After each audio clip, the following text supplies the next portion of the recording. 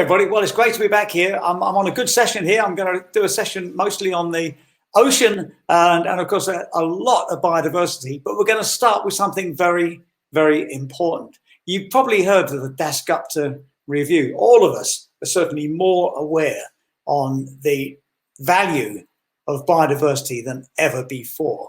I mean, we've never seen such a level of awareness since we started to live in this COVID-19 pandemic. And there was a big review that was actually commissioned by the UK government, Department of Treasury in 2019, pre-COVID days. And the person who was the expert reviewer for it, and is the single person, I think, who can explain it to us and the significance of it, is joining me right here. Emily, how are you? I'm fine, Paul. Thank you. I'm slightly intimidated by following a pangolin, but I'm very well. I feel I've upstaged before I began. Yes, I felt exactly the same. It's great to see you again, Emily. Yeah. And who would have guessed when we planned this that not only would we be speaking to, well, we've got logins now from 82 different countries, fantastic. 150 plus speakers. We've now broadcast from 7 continents because luckily we did one earlier today live from Antarctica. But amazing. That's all well and good. But how do you follow a pangolin on someone's shoulder? I do. But it was amazing. I have got Mark's details. I'm going to be showing that website and to my kids. Will we be able to rewatch all of these videos? Yes, absolutely. What happens is they all are archived permanently on YouTube. So the great thing with that is that you can go back through them at any time and use them just for fun, or teachers can use them. It's absolutely no problem. We've got them on a permanent archive on YouTube. And Joe Grabowski, he's also got his own permanent archive too, so we can go back to them and whatever you need. So it's very good to see them, because even us who are running on tons of enthusiasm for 75 hours or whatever it is, we literally can't stay awake for them all. I know that's probably disappointing you, but we can't quite make it. I am impressed. You guys must be tired. I've watched a few. You're doing a great job. It's fun. Well, you know, Emily, this Dasgupta review couldn't have come at a better time. I mean, when on reflection, it's unbelievable timing, because 2019, no one really knew about COVID-19. No one really anticipated. Who could have anticipated the effect of this pandemic? And all of the stories we've got now, whether it's a heightened level of awareness of the value of nature, and I love it when people who I never would have thought would have said this sort of thing, that, hey, the value, our health depends on everybody else's health, which in turn relies on the health of nature. I mean, this is the kind of stuff that you and I would have dreamed of in headlines a few years ago. So we've got that. We've got that massive level of awareness all over. But there is this thing that popped up about how do we really value nature? How do we put it in economics? Luckily, in the Global Biodiversity Festival here, we've had quite a lot of economic input, which has been really exciting. Just to see, you know, the old-fashioned, unsustainable investments, they have gone. The ones that are doing well are the blue, green, and nature-based ones, obviously. And that all sort of came together at the perfect moment for the launch of the Dasgupta review. I whooped when I saw it. I mean, my emails and everybody was reminding everybody, have you seen this? And I actually got very tired reminding people, yep, I've seen it. I've read the short version and the long version in the bath, I may add. So we don't need any more reminding. Anyway, it's a cornerstone in our future. And Emily, over to you to tell us all about it. Oh, that's great. That's great. Thank you so much. And I will try to share my screen. Do shout if you're not seeing here in a moment. I've got it next to you on my, I can add it to you now. Add it now. No, I think that's a video, which if we have time, I can show. But are you seeing my slide now? No. Oh. Hang on. Ah, yeah, here we go. Hold on. This one. So it's the Dasgupta review in purple. You got it? Yes. Brilliant. Fantastic. Yeah, I do have a video, but I'll keep a track of time. I'll keep a track of time, and if we have time, I've got a little video at the end. But have fun, yeah. Emily. Yeah, thank you so much. Yeah, and I can think of no better way, Paul, of celebrating International Biodiversity Day than being with you all this evening. I'm going to talk about this review Paul mentioned, the Dasgupta review on the economics of biodiversity, which was published in February. And it's been an absolute honor and a privilege to be on the team working with Professor Partha Dasgupta on this. It's important because it's drawing in people who have previously been, I guess, the unconverted. It's moving beyond those currently working in conservation, and its messages are reaching economists and others working in economics and finance organizations. And these groups are not yet always engaging. They may misunderstand or overlook biodiversity as an issue, but their decisions are going to be absolutely critical in halting and reversing biodiversity loss, which we've heard stories of in the festival. And so as an example, it's been really exciting since we've published. Professor Dasgupta's had conversations on the review with the chief economist and his team at the Bank of England, and the managing director of the International Monetary Fund and her team, the director of the London School of Economics. You know, this is terrific to be reaching these influential groups who are really listening and starting to act now, which is terrific. So myself and the rest of the team have been based at an economics and finance organisation ourselves at the Her Majesty's Treasury, which is the UK's economics and finance ministry. And the UK Treasury commissioned this independent review, as Paul said.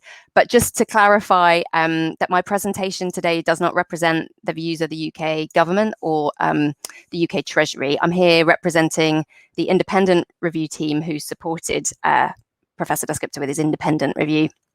So I'm going to try and do two things very briefly. I'm impressed that Paul read this in the bath because it's quite a long review, about 500 pages, but there is a shorter abridged version and some headline messages if you just want to ease yourself into it. But I'll cover the review's framework and its recommendations. And as I said, following a pangolin with Mark and his pangolin Neil in the previous presentation, there have been so many incredible stories, sights of nudibranch in the deep sea and sounds of the coral reefs in this festival. It's been amazing. So before I get into the serious content of the review, it's all going to be serious. I just wanted to give one image. You're just going to one image of some animals of my own. So most importantly, you'll see at the center of this ecosystem sits this man who I've been so lucky to work with along with a team, Professor Dasgupta. He's an Emeritus Professor of Economics at the University of Cambridge, and he's led this review. And basically, I know we've heard sadly from others in the festival about the speed and extent of biodiversity loss and how these losses are posing significant risks to all of us, to our economies and our well-being and our livelihoods. But because these consequences are still being overlooked in terms of the economics of it, in the spring, as Paul said, spring of 2019, the UK Chancellor commissioned this global independent review. So it's commissioned by the UK, but global in scope, commissioned by the government, but independent in nature. And basically, in a nutshell, what it does, it explores the sustainability of humanity's engagements with nature. And it provides a comprehensive framework for thinking about biodiversity that's grounded in really robust, strong economics, the best economics, but also the best ecology and earth sciences. It's really grounded in that, how our understanding of ecosystems, how they work, how they're affected by our activity, how our same activities depend on those ecosystems. And so it's helping new audiences who can enter through this review in business, in finance, in academia, and in government, to engage. But also, I mean, it's not just for those audiences. The review speaks to all of us as citizens of this planet and emphasizes that all of our decisions are important. So if you're not one of those decision makers, please still read the review. It's useful for all of us in all our work, including those working in conservation. So at its core, just a little highlight of the framework. So the review sees biodiversity loss as an asset management problem. So first, nature is an asset. Like produced or human capital, natural assets provide, so these ecosystems are producing this flow of goods and services over time on which we all rely, food, water and shelter, all the ways through to nutrient cycles and oxygen production, through to spiritual fulfillment and opportunities for recreation. There are so many examples. And the review thinks of biodiversity as the diversity of these natural assets, the diversity of our systems, our genes, our ecosystems and species. And so it's this essential characteristic of nature. And we look at all the science that shows that more diverse systems are more productive in producing all of these services, more resilient, and more able to adapt to change. And finally, thinking of nature as an asset means realizing that we all are managing assets. We're all asset managers or citizen investors, to use the language, because through our spending and investment decisions, investment of time, investment of money, investment of resources, we're affecting the balance of natural assets in amongst everything else. And so it might not be consciously, but all our decisions are determining this mix. And unfortunately, the review shows that collectively in the world, we failed to manage our global portfolio of assets well. So these are global capital accounts compiled by the United Nations Environment Programme in its Inclusive Wealth Report. And it's showing global per capita accounting values, so true values of these three capital goods. And you can see since the early 1990s that produced capital per head has doubled, and even human capital has increased by about 13% globally, but the value of the stock of our natural capital per head has declined by nearly 40%. And this is undoubtedly an underestimate because of the difficulties of measuring this. So even though it's well understood that our economy would not run down, say in economics and finance ministries around the world, you wouldn't run down your stock of produced capital to the point of depletion because it would reduce your economy's productive capabilities. But we're depleting our natural capital, our ecosystems, our estuaries, forests, mangroves, coral reefs, to the point sometimes of collapse. So the review is informed by our historical experience, recognizing that recent history has in many ways been the best of times. We've prospered at an unprecedented rate. Today, the average person is living, has far higher income, less likely to live in absolute poverty, and living significantly longer than at any time in human history. And the chart you're seeing on the left shows this exponential rise in real GDP globally that's helped us to achieve this. So since 1950, astonishingly, global economic output has increased 15-fold. But this is where the rub comes in the story of our recent history, because the ways in which we've achieved this prosperity has come at the expense of nature. And you'll be familiar with these figures. Many people, biodiversity declining faster than at any time in recent history. There are many different indicators we could look at here, but the chart on the right is showing the Living Planet Index, which tracks the abundance of mammals, birds, amphibians, fish, and reptiles. And it's fallen between 1970 and 2016 by 68%. And so many of these, also the IPBES Global Assessment showed many, I think 14 out of the 18 services, these contributions that nature makes to us, were declining. And importantly, they're regulating services, things like soil carbon regulation or pollination, things that we really rely on. So the review shows that we're simultaneously living in the best of times, but also the worst of times. And so the review at the heart of its framework is this this showing that this widespread and rapid environmental degradation is unfortunately due to a demand-supply imbalance. So we have this thing in our framework called the impact equation, and we show that for several decades at least, this equation's been what you call in maths an inequality. So in the center of the planet, you're seeing that. This is the only bit of maths I'm going to show you, but it represents that our demands on nature for its services have for some time outstripped its ability to supply those services on a sustainable basis. So on the left-hand side of the inequality, that's showing humanity's demands globally. This is sometimes called our ecological footprint. And it's determined by three factors: the size and composition of our individual demands we're making. So a proxy for this might be GDP. It's not totally accurate because of the black market, but how much activity are we all making that's putting demands on the planet? Then the size of the human population who are making those demands. So how many people are out there putting all these demands on the planet? And then also the efficiency, finally, with which we're converting nature's services to meet our demands and returning waste back to nature. So that's the demand side, large, outstripping the supply side on the right, which is a function of the overall stock of ecosystems, these natural assets, and their ability to regenerate. And so the reason this framework is worth just going through in a little bit more detail is because it provides a condition for what would be truly sustainable development, which would be bringing our demands on nature back in line with supply. And given the risks we're experiencing, as Paul spoke about at the outset with COVID, actually strong evidence we need to increase nature's supply from its current level because it's become so depleted. And that's posing risks to all of us. And so this is a fundamental to the recommendations, because obviously what we're then looking at was, for a big bundle of the recommendations of the review, is how do you reduce our demands and increase nature's supply? And I'll get to that at the very end. So why does this matter? Why does this demand overshoot matter? So the review shows this is endangering the prosperity of not only future generations, but already ours. We're running down our natural assets. And as I said, biodiversity loss is undermining their productivity, resilience, and adaptability. And this is, we show, fueling significant risk and uncertainty for our economies and all of our well-being. And this is based, I guess, as I said early on a sort of fundamental understanding of ecology and earth sciences, that ecosystem processes, as many listeners probably will know better than me, all of this ecology, are non-linear. So in other words, if you break an ecosystem up into parts, the whole is, the sum of their components is less than the previous whole.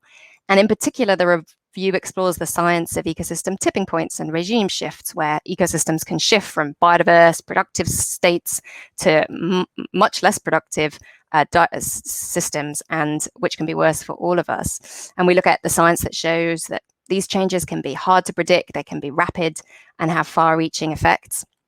So one powerful example, probably spoken about at the festival already, I think, is if the Amazon tips from rainforest to savanna, it's going to have huge consequences, just as one example, for the water cycle globally.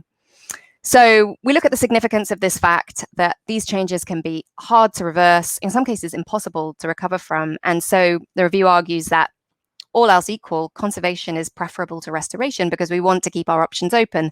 But of course, restoration is also going to be required to increase nature's supply. And so why is this situation happening? Why have we got so into such a bad state?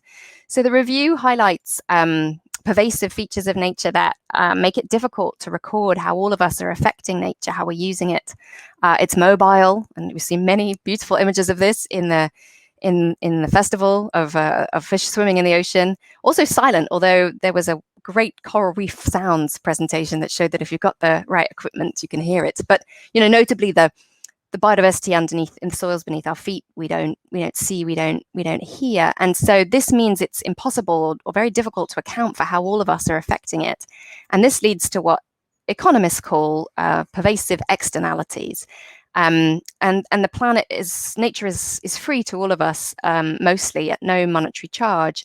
So the true value of all these goods and services, as Paul said at the beginning, is not reflected in market prices, and therefore not in many of our choices. And these pricing distortions are what are leading us to invest relatively more in produce and human capital, and less on our natural capital, and that's what's underpinning it. But the review sets out that this is not just market failure, this is institutional failure. It's a failure of all our institutions. For example, governments are exacerbating this problem by paying people more to exploit than to protect nature. And we have conservative estimates, pretty shocking in the review, of the total costs globally of subsidies that damage nature is around 4 to 6 trillion per year. The size going into conservation, far, far less. So we also, another example of institutional failure, we're lacking these institutional arrangements needed for these global public goods that we all benefit from, things like the open ocean or the world's rainforests. And so what's needed to address this problem? So we show institutional failure is underlying it all, but that means institutions are actually the building blocks for the solutions. And the festival's been full of these examples. We're talking about institutions really broadly here, not just organizations, but rules and arrangements that govern what we all do collectively. So things from households and markets and states, but also through to communities, as all the way through to international organizations. And it's been wonderful in the festival to hear talks about the role of these community-based institutions, civil society and community. And we've put those at the base of this beehive to recognize how important they are, given people's local knowledge and their mutual enforcement of these rules. So, and what makes these institutions effective? So you're seeing on the right, we look at the evidence that trust and cooperation, sometimes known as social capital, is really important for any institution to be effective. But then also, and I was just listening to the end of Mark's talk, the importance of having clear rules for engaging with ecosystems, observing and verifying and enforcing those rules effectively, with penalties for those who break them and rewards for those who follow them. So that's a good kind of lens for any institution to be effective.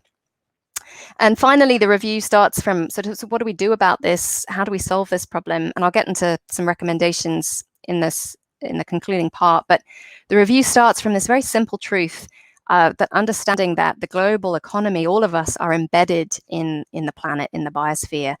And this view actually contrasts with how standard macroeconomic models position things. So standard models will view the humanity as external to nature. We're sort of like a fisherman who dips into a pond, catches some fish, puts our waste back, and then leaves. But in reality, we cannot leave. The planet's our home. We're affected by the consequences of how we use it. And in contrast, the review draws on, as I said, the ecology and earth sciences, showing how we're interacting with the planet, how this extraction for production and consumption and our putting our waste back into the planet is affecting its health, on which we're relying. So, and accepting that our economy is embedded within nature raises in the review that because the biosphere is bounded and the efficiency with which we can use nature is bounded by the laws of physics, the global economy is bounded. So at some long run, there's a maximum sustainable level of economic output. So it's reshaping our understanding of sustainable economic development and growth. And we may not be at those bounds yet. They may no longer be binding. That requires further analysis. But we show evidence that there is strong concerns that our activity is pushing ecosystems to these sort of tipping points. So to conclude, I'll just give you a brief overview of the review's recommendations. The review argues that we need to put ourselves on a different path where our engagements with nature are not only sustainable, but are increasing our collective wealth and well-being over time. And that requires three transitions that are interlinked. The first is to shift, if you go back to that technical framework, the impact equation to get it back in balance. So this means increasing nature's supply and reducing our demands on nature. The second is to change our measures of economic success, which are currently misleading us, change them so they're guiding us onto that sustainable path. And third is a big one. It's to transform all our institutions and systems to enable and sustain this change. So this figure shows an example of 12 examples of actions or recommendations, what we called options for change in the review, in each of these three buckets. They're color-coded, and I'll just go through them very, very briefly. So the first, balancing the impact equation. This is the bread and butter of what many people have been talking about in the festival. To increase nature's supply, we need restoration and conservation of our ecosystems.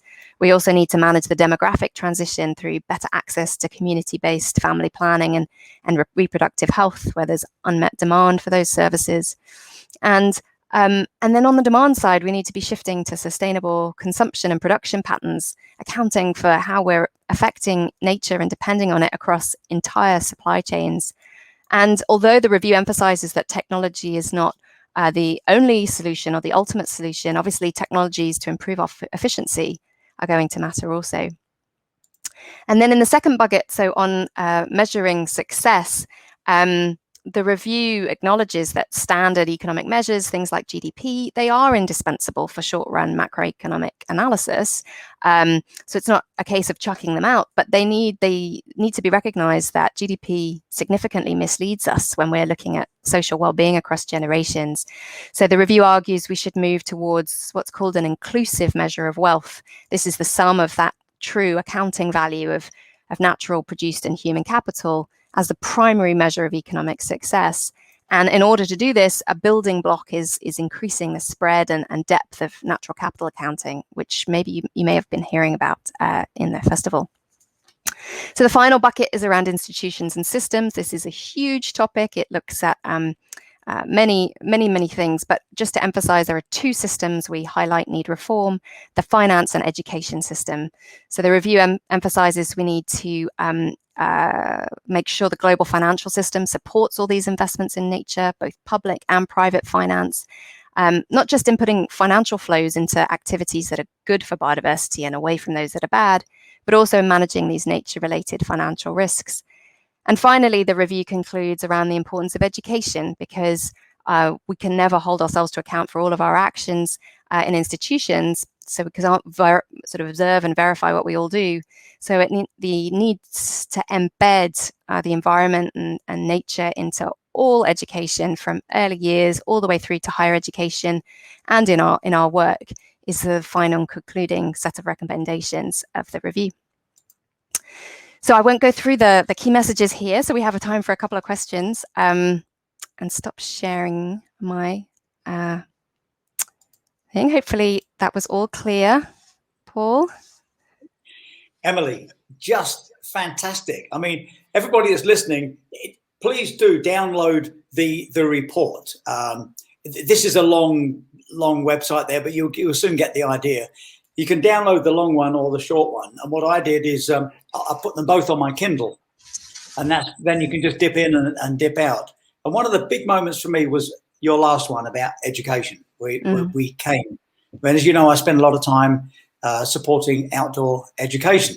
I'm a keen supporter of Council for Learning Outside the Classroom, and it makes me laugh sometimes when I mention that we're living in such a world these days that we have to remind people that we can learn outside the classroom, and it's a great trigger to be close to nature. It's got to be the greatest thing. Absolutely, it's how my motivation began. Was the childhood out in the wild. So. And the main take-home message that I have, I don't know about everybody watching. I mean, we've got people from 82 countries, thousands of people from 82 countries, from across all disciplines and walks of life and expertise.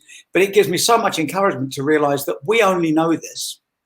That report is only so beautiful because of the beautiful science data that was collected in the field.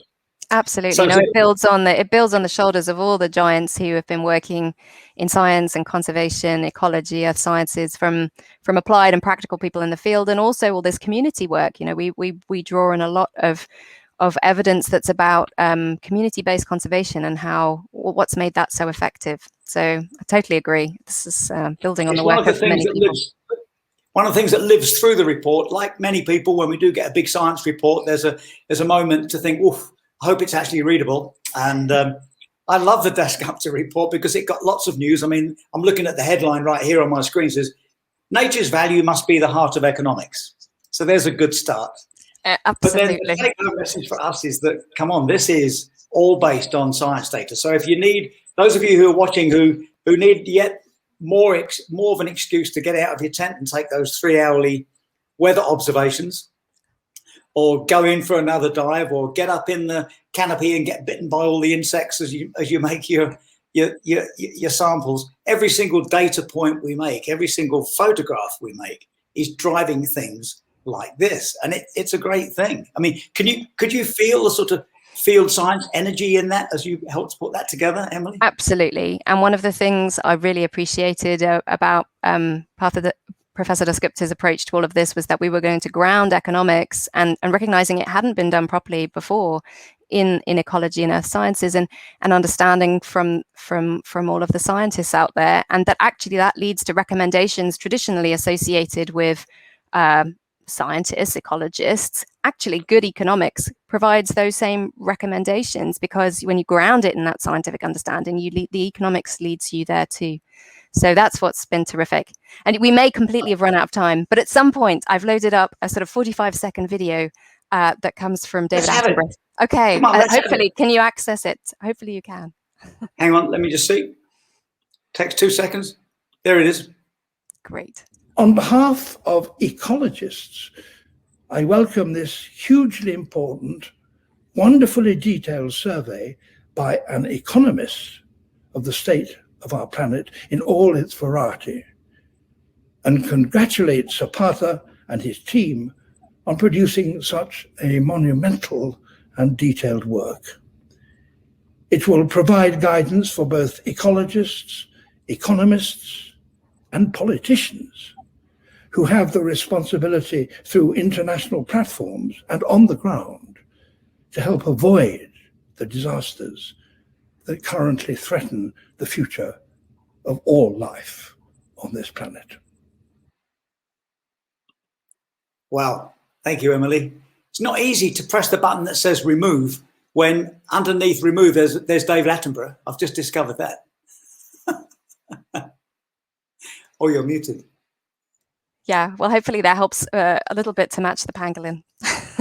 It really does set the scene. Emily, thank you for bringing this so much to life. And, you know, I wonder, I wonder now how much we'll look back on this moment of the COVID-19 pandemic and how we got through it and how we did reset our values and establish a different set of values to move forward. And like many around the world, I'm absolutely certain that the Dasgupta report will be the foundation for all these smart decisions. We'll be drinking champagne soon and celebrating that. I do hope we're facing a reset. Thank you so much.